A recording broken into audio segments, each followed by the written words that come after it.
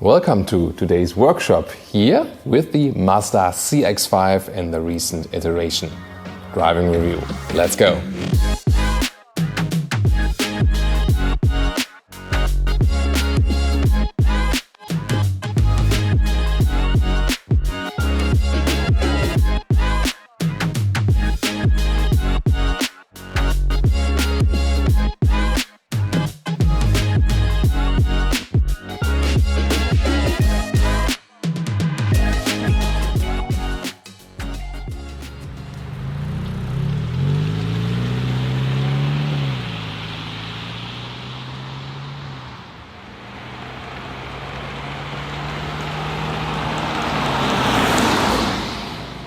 Please subscribe if you haven't done so far and also activate the notification. Thank you. Here, the Mazda CX-5 in the front. Exterior-wise, this recent update has not changed anything in the front. This current generation has this huge front grille with a sport design already from low trim levels. This one here, mid-trim level car. We'll also show you a high trim level car. Then we have this leaping over to the headlamps. LED is standard. Optional, there would be matrix LED. These are the normal LED lights, and you can see they also do not have the LED daytime running light. The other vehicle we have with the matrix LED option does have a daytime running light with LED that looks definitely fancier than here. The length is at 4.55 meters, 14'9" or 179 inches. And the color you see here is called Soul Red Crystal or Magma Red. Magma Rot, that's the German name, so different namings for the paint in different markets. And the Mazda Red is always kind of special because it is consisting of different layers, and that's also the reason why it shines differently depending on where the light angle is coming from. Dropping line right here above the door handle. This here with 17-inch wheels, the smaller wheels, and there are also bigger wheels available. So the polymetal gray vehicle we have today has the 19-inch wheels. There you can also compare what is, of course, the bigger wheels look fancier, but these here deliver a little bit more comfort because there's more dampening than from the tire. In the rear you can see here the tail lamps. They stand a little bit out in the three-dimensional style. Once again, here a difference. If you have the base lighting like this here with our red vehicle, but the polymetal gray car has once again this matrix LED option, which also changes then the rear to LED. That again looks definitely fancier. As for engines, in Europe we also have a 2.2 liter diesel with 150 or 184 horsepower for the CX-5. More importantly, worldwide are the petrol engines. They're available pretty much everywhere. This one here looking at is the smaller one. It's a 2 liter inline 4-cylinder with 165 horsepower, and then even more commonly, especially for the US guys, 2.5 liter inline 4-cylinder with 194 horsepower in the EU spec, or 187 or optional 250 horsepower in the US spec, and either with front-wheel drive or all-wheel drive, and of course also available with the automatic gearbox.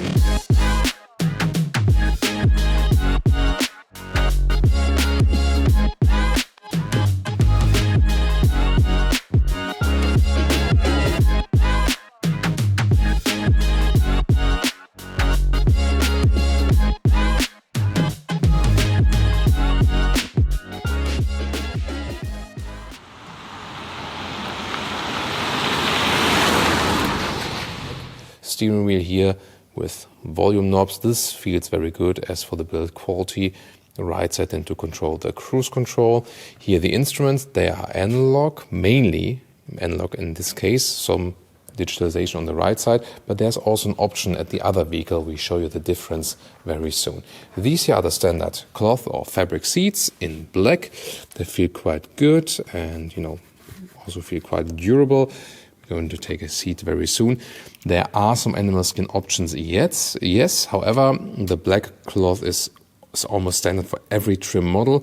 And in the US, you can also get a full leatherette seat as an alternative in black or beige. And even in EU or in Germany, there will be special edition models. There has been one already, and now there will also be another special edition model where you can also go for a leatherette seat if you rather want a slick surface.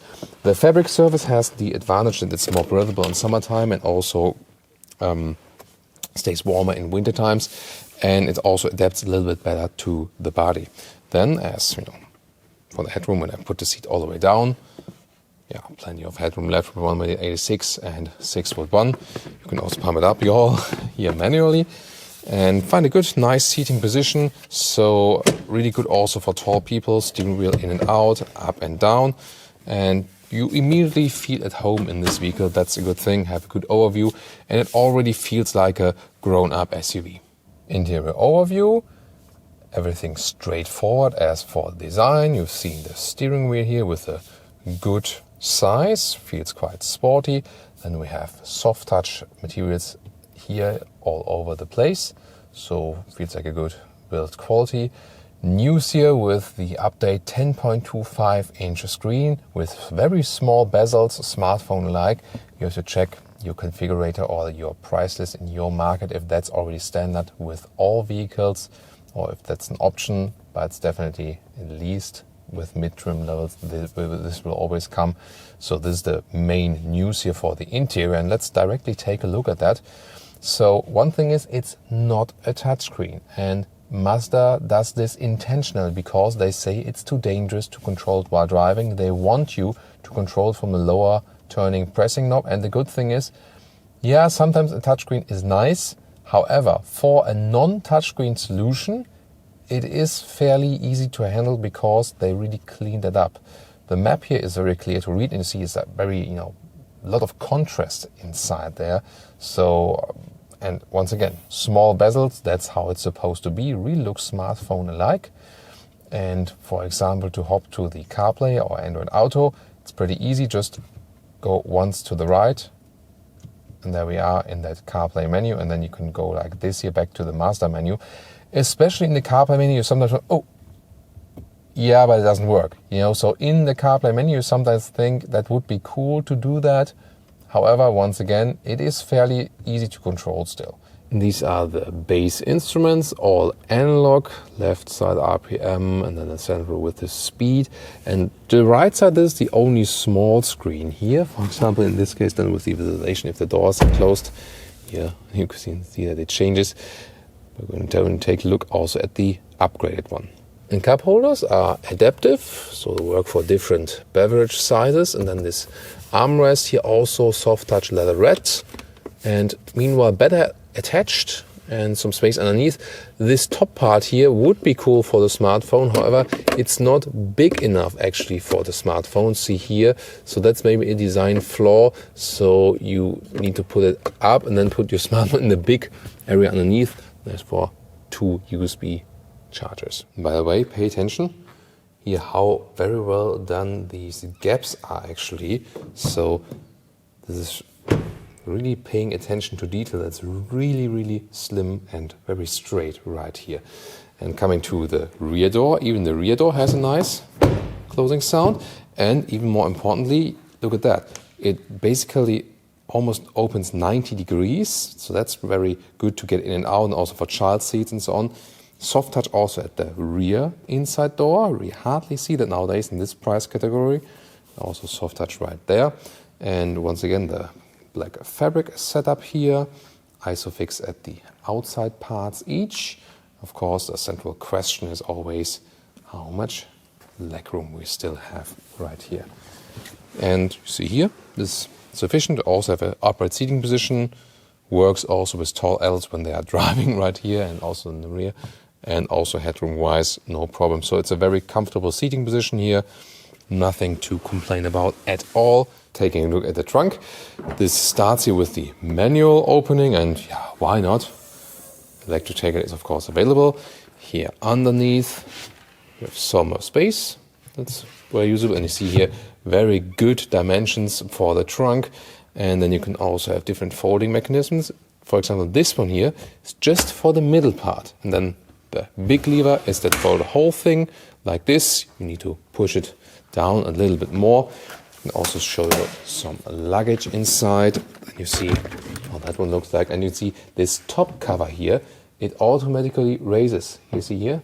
It's like rolled, and then it goes up and down alongside with that. So that's a very good solution. You see here, cabin trolley also fits easily in the vertical way. And then you can also fold the other half of that, and see that also helps with it going down. This area here has now been improved a little bit as we were presenting it at the world premiere. This was, not so well done. They have upgraded it so there's a better transition than here now.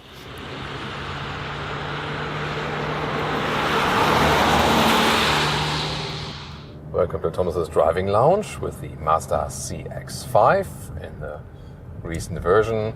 2.5 liter inline 4-cylinder engine here, so the biggest one that is available. And as I said earlier, in Europe here in Germany, we have a little lower horsepower spec than the optional one in the US. A little bit more horsepower than the lower one in the US, but then less than the bigger one in the US. So around 190 horsepower. In the US you can also get a 250 horsepower version. This one you're also working with cylinder on demand technology, and now also improvements here with less friction in the all-wheel drive if you have the all-wheel drive version, and also with an upgraded automatic gearbox, so better reaction times and also faster shifting. Because so far I really have to say that the manual gearboxes at Mazda are really good. So they are very easy to control, crisp when putting in the gears, and so on and so on.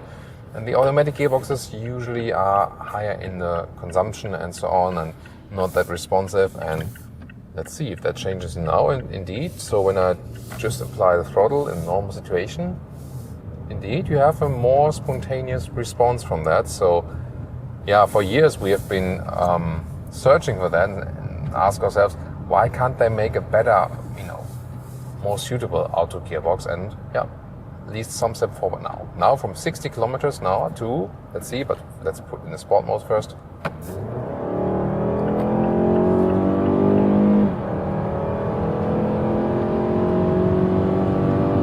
120.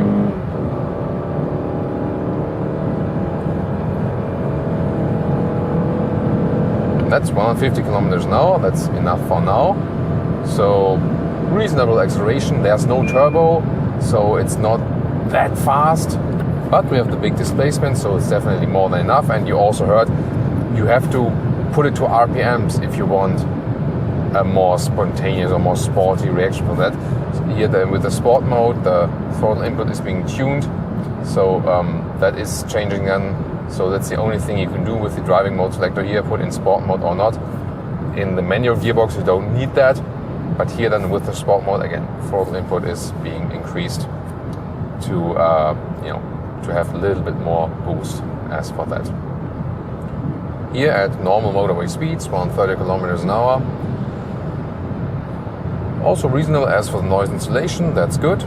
So no complaints as for that. Good and stable feeling. The steering wheel has no dead zone area, so it has a very natural controlled feeling. That's what they usually do very well at Mazda with the steering feel.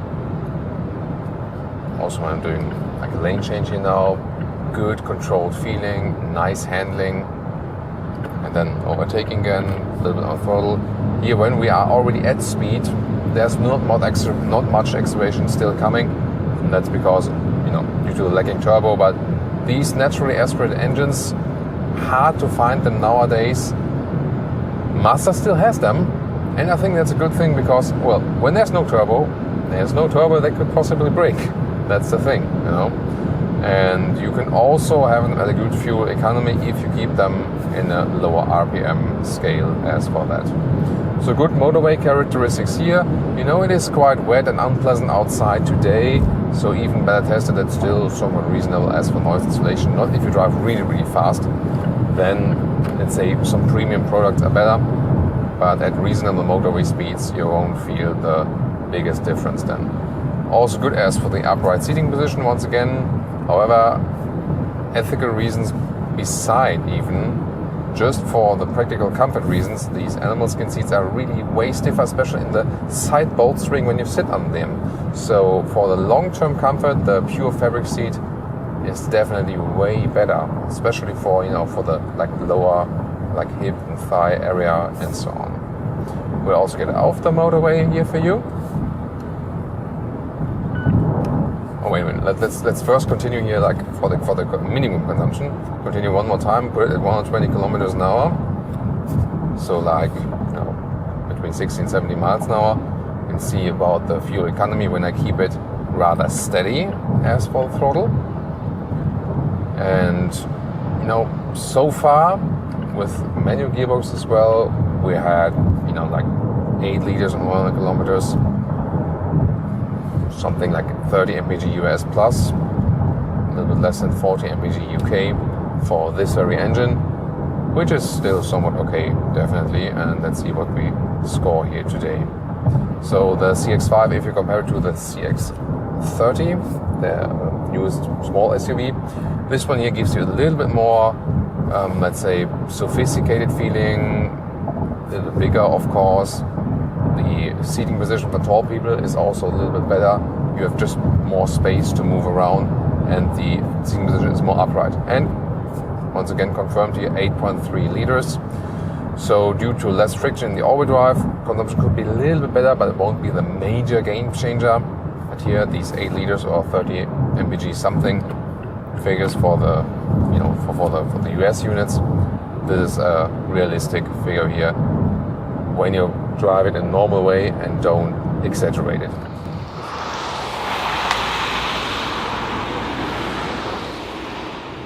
So overall, I think once again really satisfied with the driving experience. Fuel economy is also now a little bit better, more towards 7 liters. Well, it's more than, like, way more than 30 mpg and really 40 mpg clearly for UK and maybe a little bit more. This also speaks again for this, you know, for this upgrade for the automatic gearbox, because so far we have seen a huge gap between manual gearbox and automatic gearbox, and also big difference as for all-wheel drive or front-wheel drive. And it seems that with this update here, these immense, you know, this clear or notable differences, they seem to be diminished now a little bit. It will still make a difference, but less than before. And I think that's such the infotainment also a very nice finding here when driving the upgrade.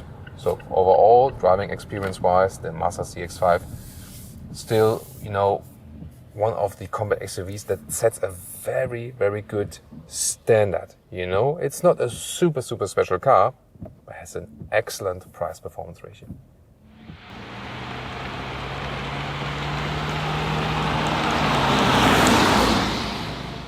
And now to our conclusion for today with the most recent Mazda CX-5. So from the exterior, not many changes, but still a very likable design in this current generation. Interior, of course, the infotainment upgrade. This is the biggest one and it's definitely quite useful. Interior build quality is also at a good level, and most of the assistance systems are already included from the base trim. In general, they have, you know, a lot of standard equipment. That's really good, and also very fair prices on all markets. That's the strong point about this vehicle. So it's not too bulky on the exterior. You could find a parking spot. Yet again, you already have space on the interior, and again, really fair pricing also in comparison to the competitors. And we've shown you today also that some options are really very useful, some others you can leave aside. And so you can still, you know, when you think about the cars here for today, so this one here about, you know, 35,000 euros, the other one, then the Porto Metal Grey, more than 40,000 euros, 45,000 euros. So there's the difference if you go for the smaller or the bigger engine, front-wheel drive, automatic, the manual transmission, automatic transmission, and of course some of the options here and there, you can actually fine-tune that. But even a fully equipped CX-5 is still a quite good deal, good price-performance deal. They also improved a little bit as for the efficiency with the all-wheel drive and the automatic. That's definitely also a step forward. And you see Mazda rather has this strategy of constant facelifts, and every model year something is being updated instead of like one mid-cycle huge refresh. It's a different strategy, but definitely very interesting. And I hope you enjoyed this overview here today. You can also tune into other relevant video reviews. We will link it in the video description to the competitor vehicles. And of course, brand internally, CX-30. This is also another review you can check out. A little bit smaller, but also quite useful already. So I really hope you enjoyed our insight here for today. Subscribe if you haven't done so far, and see you next time.